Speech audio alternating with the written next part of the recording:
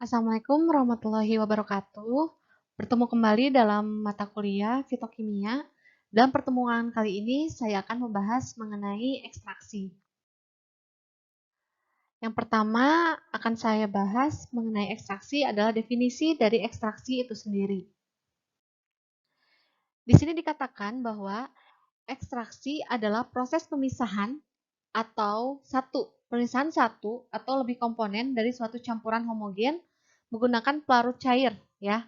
Ini dikatakan solvent, pelarut cair di sini, sebagai separating agent berdasarkan prinsip beda kelarutan. Nah, jadi memang kita memakai suatu campuran, ya, campuran pelarut ataupun pelarutnya hanya satu, ia digunakan sebagai agen untuk memisahkan atau separating agent. Nah, di mana ekstraksi merupakan proses pemisahan bahan dari campurannya dengan menggunakan pelarut tertentu. Nanti akan dibahas pada materi berikutnya, pelarut jenis apa yang memang cocok digunakan untuk ekstraksi. Dikatakan lain, ekstraksi adalah suatu cara untuk memperoleh sediaan yang mengandung senyawa aktif dari suatu bahan alam menggunakan pelarut yang sesuai. Dan ekstraksi ini merupakan suatu proses penarikan senyawa dari tumbuh-tumbuhan, hewan, dan lain-lain dengan menggunakan pelarut tertentu. Jadi intinya ekstraksi itu untuk memisahkan suatu zat dari campurannya. Karena kita tahu dari suatu bahan alam, ya, bahan alam di sini contohnya adalah tumbuhan, hewan, banyak sekali zat-zat kimia yang terkandung di dalamnya. Sehingga jika kita ingin mengambil salah satu dari zat kimia tersebut, kita harus melakukan suatu proses dinamakan proses ekstraksi. Beberapa istilah umum yang berkaitan dengan proses ekstraksi diantaranya yang pertama adalah menstrum. Jadi menstrum ini adalah suatu pelarut, ya, atau campuran pelarut. Mengapa dikatakan pelarut atau campuran pelarut? Karena untuk ekstraksi kita bisa menggunakan satu pelarut atau lebih dari satu pelarut yang digunakan untuk proses ekstraksi. Yang kedua adalah rafinat. Rafinat ini adalah sisa dari suatu proses ekstraksi. Yang ketiga adalah artefak. Artefak ini dikatakan zat lain yang diperoleh selain zat yang terkandung di dalam sampel. Jadi sisa-sisa zat, ya, sisa-sisa zat dalam satu sampel yang sudah kita ambil, target apa zat akan kita ambil. Nah, zat lainnya ini dinamakan sebagai artefak. Yang kedua bahasannya mengenai tujuan dari ekstraksi. Nah, tujuan ekstraksi ini adalah untuk menarik semua zat aktif dan komponen kimia yang terdapat dalam simplisia.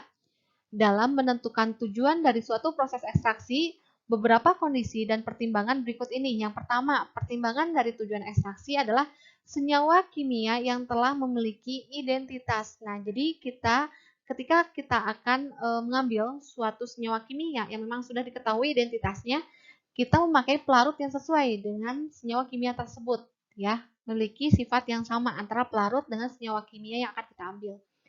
Lalu yang kedua adalah yang harus diperhatikan adalah mengandung kelompok senyawa kimia tertentu, karena memang ada beberapa senyawa kimia tertentu yang harus diambil ataupun harus diekstrak dengan pelarut tertentu. Kemudian organisme, apakah berasal dari hewan atau tanaman, dan apabila yang akan kita lihat adalah penemuan senyawa baru. Nah, jika kita ingin menemukan senyawa baru, biasanya kita memakai pelarut yang universal terlebih dahulu, ya. Jadi tidak menggunakan pelarut yang spesifik. Nah, biasanya untuk pelarut yang spesifik ini digunakan senyawa kimia yang telah memiliki identitas dan kita telah mengetahui apa yang akan kita ambil dari suatu tumbuhan tersebut. Nah, berikut ini adalah hal-hal yang perlu diperhatikan saat ekstraksi. Yang pertama adalah jumlah simplisia yang akan diekstrak. Jangan sampai simplisia yang akan diekstrak ini melebihi volume ataupun wadah yang kita gunakan. Nah, misalkan kalau kita membutuhkan jumlah simplisianya itu 500 gram, sedangkan wadah cukup hanya untuk setengahnya atau 250 gram. Apakah kita harus memaksakan untuk dimasukkan ke dalam wadah? Tidak, ya. Kita bisa dilakukan di lain wadah, jadi bisa dilakukan pengulangan 2 kali atau dengan menggunakan wadah lainnya. Kemudian melihat dari derajat kehalusan simplisia. Simplisia harus diayak tidak terlalu kasar dan tidak terlalu halus. Mengapa hal ini demikian? Jika terlalu kasar, nanti luas permukaannya itu akan sedikit sehingga kontak antara pelarut dengan simplisia ini akan kecil. Nah, ini menyebabkan tidak maksimalnya proses ekstraksi. Nah, kemudian ketiga adalah jenis pelarut yang digunakan dalam ekstraksi. Ya, jenis pelarutnya kita tahu, ya, ada nonpolar, lalu semipolar, polar. Jangan sampai kita ingin menargetkan suatu senyawa dan satu tumbuhan, senyawa tersebut memiliki sifat polar, tapi kita mengekstraksi dengan senyawa yang non-polar. Nah, itu tidak akan terambil ya untuk separatingnya. Lalu yang keempat adalah waktu ekstraksi. Jangan sampai waktu ekstraksi ini melebihi batas waktu yang telah ditentukan. Mengapa demikian? Hal ini dikarenakan jika waktu ekstraksi terlalu berlebihan akan menyebabkan kejenuhan. Artinya apa? Jika dalam suatu ekstraksi mengalami jenuh, maka tidak akan terjadi proses penarikan zat oleh suatu pelarut dengan maksimal. Karena apa? Pelarut tersebut sudah jenuh, sudah terlalu banyak metabolit sekunder yang di dalamnya. Bagaimana caranya? Yaitu dengan waktu yang sudah ditentukan ya, proses ekstraksi misalkan macerasi 3 kali 24 jam. Cukup 3 kali 24 jam ya. Kalau kita teruskan menjadi 3 kali menjadi 5 kali 24 jam atau 5 hari, kemungkinan nanti pelarut yang digunakan itu sudah jenuh. Artinya dia sudah tidak bisa menarik lagi senyawa yang terdapat dalam simplisia. Dan kemudian metode ekstraksi. Metode ekstraksi nanti akan kita bahas kemudian ya. Metode ekstraksi, ada metode ekstraksi misalkan dengan cara panas ataupun cara dingin. Nah, jangan sampai misalkan kita ingin menargetkan suatu senyawa dan senyawa tersebut tidak tahan panas, tapi kita menggunakan metode ekstraksi dengan menggunakan panas. Kalau hal ini terjadi, nanti target senyawa kita akan rusak, ya, akan rusak ketika proses ekstraksi terjadi. Dan kemudian terakhir adalah kondisi proses ekstraksi. Nah, ini bahasan yang ketiga mengenai jenis-jenis ekstraksi. Jenis-jenis ekstraksi dibedakan menjadi beberapa pembagian. Yang pertama adalah berdasarkan bentuk substansi dalam campuran, kemudian berdasarkan penggunaan panas, yang ketiga berdasarkan proses pelaksanaan, dan keempat adalah berdasarkan metode ekstraksi. Yang pertama akan kita bahas mengenai berdasarkan bentuk substansi dalam campuran. Nah, berdasarkan substansi dalam campuran dibedakan menjadi dua. Yang pertama adalah ekstraksi padat cair, dan yang kedua adalah ekstraksi cair-cair. Nah, berikut ini adalah perbedaannya ya. Jadi, ekstraksi cair ataupun ekstraksi padat cair ini dinamakan dengan proses leaching atau washing. Ya, itu adalah clue-nya. Di mana dikatakan bahwa proses leaching ini simplisia dipisahkan padatannya menggunakan solvent cair. Nah, ini ya contohnya ya, mungkin pernah dilihat juga ya di lab. Jadi, ada suatu simplisia yang dia direndam atau diekstraksi dengan suatu pelarut campuran.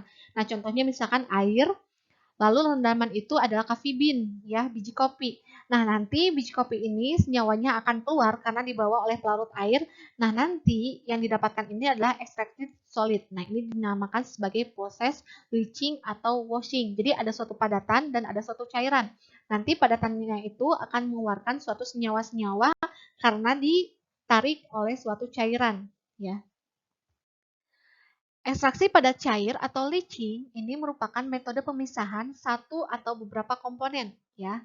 Ini dikatakan sebagai solut dari campurannya dalam padatan yang tidak dapat larut atau inert dengan menggunakan pelarut berupa cairan. Pemisahan ini dapat terjadi karena adanya driving force, yaitu perbedaan konsentrasi ya, salut di padatan dengan pelarut dan adanya perbedaan kemampuan melarut komponen dalam campuran. Jadi nanti senyawa yang berada pada padatan ini akan terbawa oleh cairan ya. Maka dikatakan sebagai ekstraksi padat cair. Pada bahan alami, solut biasanya terkurung di dalam sel, sehingga pada proses pengotakan langsung, antara pelarut dengan solut mengakibatkan terjadinya pemecahan dinding sel di simplisia. Karena adanya perbedaan tekanan antara di dalam dengan di luar dinding sel. Jadi nanti dinding selnya itu akan pecah oleh pelarut, nah nanti senyawa-senyawa yang terdapat dalam simplisia tersebut akan terbawa oleh pelarut. Apabila salah satu berlangsung relatif lebih cepat, maka kecepatan ekstraksi ditentukan oleh proses yang lambat, tetapi bila kedua proses berlangsung dengan kecepatan yang tidak jauh berbeda, maka kecepatan ekstraksi ditentukan oleh kedua proses tersebut. Ya, ini adalah peristiwa ekstraksi cair padat atau padat cair. Yang kedua adalah proses ekstraksi cair-cair. Nah, proses ekstraksi cair-cair kalau tadi ya padatan diambil oleh cairan. Nah, sedangkan untuk ekstraksi cair-cair ada suatu cairan, ya ini mengandung suatu senyawa pastinya ya. cairan ini ditarik kembali oleh air. Ya, kita mungkin pernah lihat ya labu pemisah ini di lab. Nah, di sini ekstraksi cair-cair pemisahan komponen dari suatu campuran cair dengan mengontakkan pada cairan lain. Ya. Nah, biasanya ini tingkat kepolarannya berbeda. Ya, misalkan yang di bawah adalah nonpolar, yang di atas ini polar. Ya. Sering disebut juga sebagai ekstraksi cair atau ekstraksi pelarut. Ya, disebut juga sebagai solvent extraction.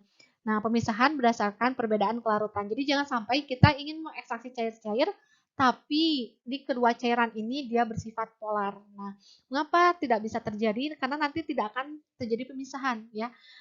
Jika kelarutan ini berbeda kelarutannya, misalkan ada yang bersifat polar dan ada yang bersifat non-polar, nanti akan terbagi menjadi dua. Nah, kita bisa memilih cairan mana yang akan kita ambil, ya. Apakah cairan yang non-polar atau cairan yang polar. Nah, kemudian di sini penjelasannya mengenai ekstraksi cair-cair. Pada ekstraksi cair-cair, satu komponen bahan atau lebih dari suatu campuran dipisahkan dengan bantuan pelarut.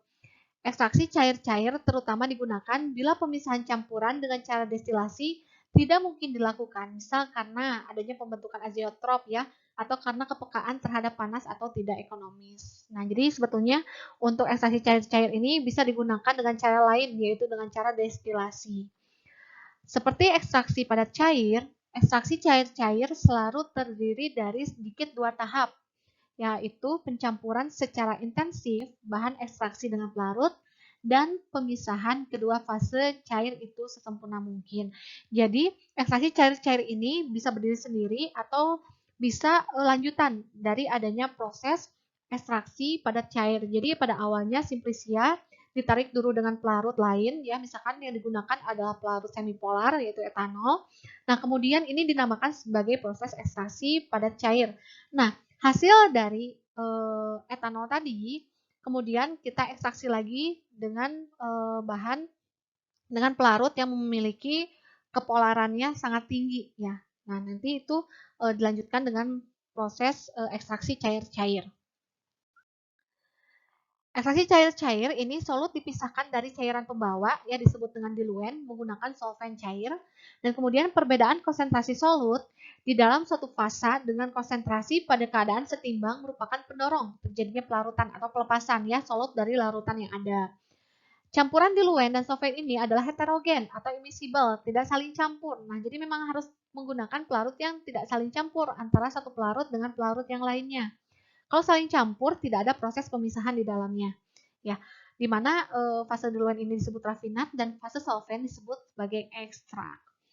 Gaya dorong atau driving force yang menyebabkan terjadinya proses ekstraksi dapat ditentukan dengan mengukur jarak sistem dari kondisi yang setimbang. Nah, selanjutnya jenis-jenis ekstraksi berdasarkan penggunaan panas ya. Nah, ini berdasarkan penggunaan panas ada yang dinamakan ekstraksi dingin dan ekstraksi panas. Untuk yang dingin dibagi menjadi dua, yang pertama adalah maserasi, kemudian perkolasi, sedangkan ekstraksi panas dibagi menjadi beberapa ya, kita bisa lihat. Di sini ada reflux, kemudian sohlet, kemudian digesti, infus, dekok, seduhan, dan destilasi. Nah, metode berdasarkan penggunaan panas ini akan kita pelajari pada saat kita praktikum. Kita akan mencoba satu persatu proses dari ekstraksi ya, agar kita mengetahui bagaimana proses ekstraksi terjadi. Karena suatu obat ya, misalkan kita lihat di pasaran terdapat obat yang dibuat dalam bentuk kapsul ataupun dalam bentuk tablet, bahkan pil ya, itu komposisinya adalah bahan alam. Nah, mengapa bahan alam bisa dibuat dalam bentuk demikian? Hal itu karena adanya proses ekstraksi. Ya, jadi pada awalnya bahan alam itu, misalkan yang diambil adalah daun jambu biji untuk diare. Pada awalnya memang menggunakan daun utuh. Nah, kemudian dilakukan proses ekstraksi. Apakah yang diambilnya ekstrak yang cair atau encer atau kental atau kering. Nah, kemudian diproses menjadi suatu sediaan, misalkan dibentuk dalam satu kapsul, kemudian tablet ataukah pil. Nah, itu berawal dari proses ekstraksi. Lalu yang ketiga adalah berdasarkan proses pelaksanaan. Berdasarkan proses pelaksanaan, ekstraksi terbagi menjadi dua. Yang pertama adalah ekstraksi berkesinambungan Dan yang kedua adalah ekstraksi bertahap. Nah, ekstraksi berkesinambungan di sini katakan pada proses ekstraksi ini pelarut yang sama dipakai berulang-ulang sampai proses ekstraksi selesai. Ya, jadi ini memungkinkan adanya kejenuhan nanti ketika dilakukan proses ekstraksi. Dan yang kedua adalah ekstraksi bertahap. Pada ekstraksi ini, pada setiap tahap ekstraksi selalu dipakai pelarut yang selalu baru sampai proses ekstraksi selesai. Nah, jadi memang perbedaannya kalau berkesinambungan dengan sampel yang sama dan dengan pelarut dengan jumlah yang sama. Sedangkan kalau ekstraksi bertahap, dalam ekstraksi ini sampelnya selalu sama, tapi pelarut yang digunakan berbeda. Nah, dalam proses pelaksanaan ini, baik berkesinambungan dan bertahap ini memiliki sisi positif dan negatif. Ya, positifnya untuk yang berkesinambungan, ia memerlukan pelarut yang sedikit. Namun, sisi negatifnya kemungkinan terjadi proses penjenuhan. Akibatnya apa? Jika terjadi proses penjenuhan, senyawa aktif yang terdapat dalam suatu simplisia ini tidak akan terbawa maksimal, sehingga nanti hasil ekstrak yang didapatkannya biasanya cenderung sedikit dibandingkan dengan bertahap. Nah, kalau bertahap perbedaannya, ekstraksi bertahap ini memiliki sisi positifnya, ia mungkin akan lebih banyak menghasilkan ekstrak dibandingkan dengan ekstraksi berkesinambungan. Tapi sisi negatifnya, karena ia selalu menggunakan pelarut yang selalu baru, memungkinkan pelarut yang digunakan sangat banyak, dan itu untuk proses penguapannya memiliki waktu yang lama. Ya. Yang keempat adalah berdasarkan metode ekstraksi. Berdasarkan metode ekstraksi, di mana dibagi menjadi dua. Yang pertama adalah ekstraksi tunggal, kemudian yang kedua adalah ekstraksi bertingkat. Nah, ekstraksi tunggal ini melarutkan bahan yang akan diekstrak dengan satu jenis pelarut. Nah, kelebihannya ini ia lebih sederhana dan tidak memerlukan waktu yang lama. Akan tetapi, rendemen yang dihasilkan sangat sedikit. Nah, sedangkan untuk ekstraksi bertingkat, ia melarutkan bahan atau sampel dengan menggunakan dua atau lebih pelarut. Kelebihan bertingkat menghasilkan rendemen yang jumlahnya lebih banyak ya dibandingkan dengan ekstraksi tunggal. Ini beberapa contoh pelarut dengan indeks polaritas ya di mana ekstraksi bertingkat ini dilakukan secara berturut-turut yang dimulai dari pelarut nonpolar berupa kloroform, selanjutnya pelarut semipolar, contohnya adalah etil asetat, dan dilanjutkan dengan pelarut polar, contohnya adalah metanol atau etanol. Jadi memang bertingkat dilihat dari indeks polaritasnya. Jadi pada awalnya menggunakan pelarut nonpolar, kemudian meningkatkan indeks polaritasnya, misalkan di sini contohnya adalah dari kloroform, lalu ke etil asetat, dan ke metanol ataupun etanol. Ya. Tapi yang biasa kita gunakan biasanya ini adalah etanol ya, karena metanol lebih berbahaya penggunaannya dibandingkan dengan etanol. Yang keempat selanjutnya adalah ekstrak dan pembagian ekstrak. Pembagian ekstrak ini ada beberapa landasan ya, dibagi ekstrak. Yang pertama adalah berdasarkan farmakope, kemudian berdasarkan konsistensi, berdasarkan kandungan ekstrak, berdasarkan komposisi dalam ekstrak, berdasarkan kandungan senyawa aktif, dan yang terakhir adalah berdasarkan pelarut yang digunakan. Nah, apa perbedaan ekstrak dengan ekstraksi? Nah, di sini dikatakan bahwa ekstrak adalah suatu produk hasil pengambilan zat aktif, atau dikatakan lain, ekstrak adalah suatu produk hasil dari ekstraksi, ya. Menggunakan pelarut, di mana pelarut yang digunakan diuapkan kembali, ya. Jadi karena tadi mengandung banyak pelarut, nah pelarut itu diuapkan sehingga nanti kita mendapatkan ekstrak, ya. Nah, sampai apa? Sampai ekstrak tersebut pekat, tapi tergantung apakah kita akan mengambil ekstrak cair, ekstrak kental, ataukah ekstrak kering, ya. Bentuk dari ekstrak yang dihasilkan dapat berupa ekstrak kental, ya, atau ekstrak kering, tergantung jumlah pelarut yang diuapkan dan tergantung dari kita menargetkan ekstrak apa yang akan kita gunakan. Yang pertama adalah berdasarkan Farmakope Indonesia. Ya. Berdasarkan Farmakope Indonesia, ekstrak dibagi menjadi 3. Yang pertama adalah ekstrak cair, kedua ekstrak kental, dan yang ketiga adalah ekstrak kering. Ekstrak cair adalah ekstrak hasil penyarian bahan alam dan masih mengandung pelarut. Nah, ini murni ya. Jadi ketika proses ekstraksi selesai, lalu kita akan mengambil, nah itu merupakan suatu ekstrak cair. Dan dikatakan menurut Farmakope Indonesia nomor 3, hasil akhir ekstrak cair dengan penyari etanol harus didiamkan di tempat sejuk selama 1 bulan. Kemudian disaring sampai untuk mencegah penguapan ya, dan mengenapkan partikel yang tidak larut. Jadi memang ini dikatakan menurut Farmakope Indonesia harus didiamkan dulu untuk mengambil endapan. Nah, nanti yang diambilnya nanti pelarutnya saja, endapannya biarkan. Lalu yang kedua adalah ekstrak kental. Ekstrak kental ini dikatakan ekstrak yang telah mengalami proses penguapan dan sudah tidak mengandung cairan pelarut lagi, tetapi konsistensinya tetap cair pada suhu kamar. Nah, biasanya untuk ekstrak kental ini mengandung pelarutnya kurang dari 10% ya. Dan ekstrak kering ini ekstrak murni yang mengandung bahan obat herbal alami kering, berminyak dan tidak mengandung solvent dan eksipien. Jadi dia murni dari bahan alam, tidak mengandung pelarut karena pelarutnya sudah diuapkan ya.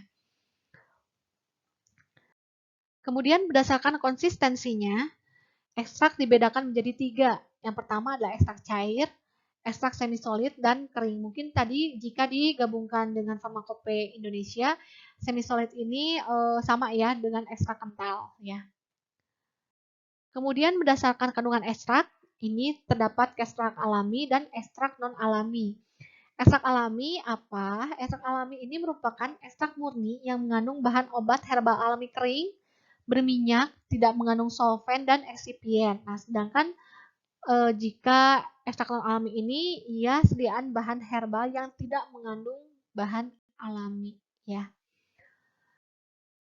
Lanjut berdasarkan komposisi yang ada dalam ekstrak di mana dibagi menjadi 2. Yang pertama adalah ekstrak murni dan yang kedua adalah sediaan ekstrak ya. Jadi ekstrak murni merupakan ekstrak yang tidak mengandung pelarut maupun bahan tambahan lainnya. Ekstrak murni. Sedangkan sediaan ekstrak ini sediaan hasil pengolahan lebih lanjut dari ekstrak murni. Ia bisa mengandung eksipien ya. Dia bisa mengandung bahan-bahan lain untuk membantu membuat suatu sediaan. Ya, contohnya, misalkan kita ingin membuat sirup dari ekstrak, otomatis kita harus menggunakan sirupus simplex. Nah, hasil dari pembuatan sirupus simplex ini yang mengandung ekstrak di dalamnya, ini merupakan suatu sediaan ekstrak. Ya, kalau ekstrak murni, ya murni ekstrak dan belum dilakukan proses lebih lanjut dalam sediaan farmasi. Yang kelima berdasarkan kandungan senyawa aktif ya. Ada standardized extract dan quantified extract. Perbedaannya apa? Standardized extract merupakan ekstrak yang diperoleh dengan cara menambahkan zat aktif yang aktivitas terapeutiknya telah diketahui untuk mencapai komposisi yang disyaratkan. Contohnya apa? Ekstrak kering daun belladonna ya.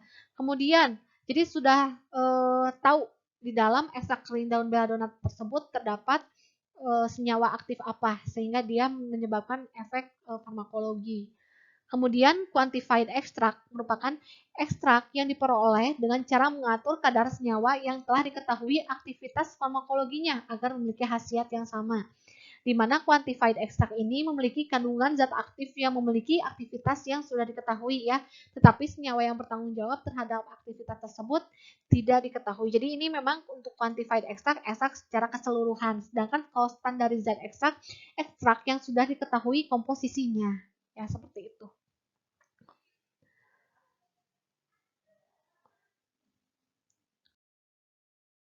Ya, mungkin cukup sekian yang dapat saya sampaikan mengenai ekstraksi. Saya mohon maaf apabila dalam penyampaiannya terdapat kekurangan kesalahan. Terima kasih atas perhatiannya. Wabillahi taufiq wal hidayah. Wassalamualaikum warahmatullahi wabarakatuh.